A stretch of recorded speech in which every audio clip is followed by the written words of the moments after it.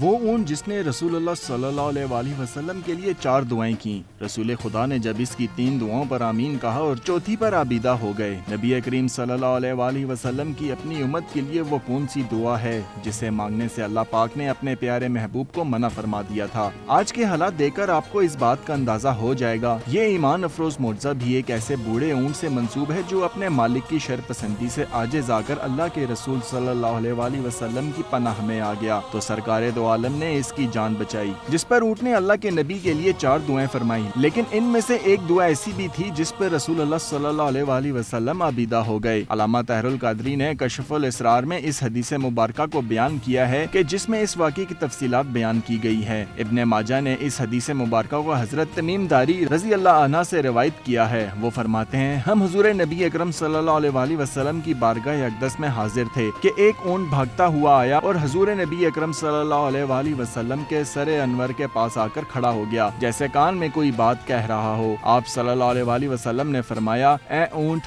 پرسکون ہو جا، اگر تو سچا ہے تو تیرا سچ تجھے فائدہ دے گا، اور اگر تو جھوٹا ہے تو تجھے اس جھوٹ کی سزا ملے گی۔ بے شک جو ہماری پناہ میں آ جاتا ہے اللہ تعالیٰ بھی اسے امان دے دیتا ہے، اور ہمارے دامن میں پناہ لینے والا کبھی نامراد نہیں ہوتا۔ ہم نے عرض کیا، یا رسول اللہ یہ اونٹ کیا کہتا ہے؟ آپ صلی اللہ علیہ وسلم نے فرمایا، اس اونٹ کے مالکوں نے اسے ذبح کر کے اس کا گوشت کھانے کا ارادہ کر لیا تھا، سو یہ ان کے پاس سے بھاگ آیا اور اس نے تمہارے نبی صلی اللہ علیہ وسلم کی بارگاہ میں استغاثہ کیا ہے۔ ہم ابھی بہم اس گفتگو میں مشغول تھے کہ اس اونٹ کے مالک بھاگتے ہوئے آئے۔ جب اونٹ نے ان کو آتے دیکھا تو وہ دوبارہ حضور نبی اکرم صلی اللہ علیہ وسلم کے سر مبارک کے قریب ہو گیا اور آپ صلی اللہ علیہ وسلم کے پیچھے چھپنے لگا۔ ان مالکوں نے عرض کیا، یا رسول اللہ ہمارا یہ اونٹ 3 دن سے ہمارے پاس سے بھاگا ہوا ہے اور آج یہ ہمیں آپ کی خدمت میں ملا ہے۔ اس پر آپ صلی اللہ علیہ وسلم نے فرمایا، یہ میرے سامنے شکایت کر رہا ہے اور یہ شکایت بہت ہی بری ہے۔ انہوں نے عرض کیا، یا رسول اللہ یہ کیا کہہ رہا ہے؟ آپ صلی اللہ علیہ وسلم نے فرمایا، یہ کہتا ہے کہ یہ تمہارے پاس کئی سال تک پلا پڑا، جب موسم گرما آتا تو تم گھاس اور چارے والے علاقوں کی طرف اس پر سوار ہو کر جاتے، اور جب موسم سرما آتا تو اسی پر سوار ہو کر گرم علاقوں کی جانب کوچ کرتے۔ پھر جب اس کی عمر زیادہ ہو گئی تو تم نے اسے اپنی اونٹنیوں میں افزائش نسل کے لیے چھوڑ دیا۔ اللہ تعالیٰ نے تمہیں اس سے کئی صحت مند اونٹ عطا کیے۔ اب جبکہ یہ اس خستہ حالی کی عمر کو پہنچ گیا ہے تو تم نے اسے ذبح کر کے اس کا گوشت کھا لینے کا منصوبہ بنا لیا ہے۔ انہوں نے عرض کیا، خدا کی قسم یا رسول اللہ یہ بات مانوان اسی طرح ہے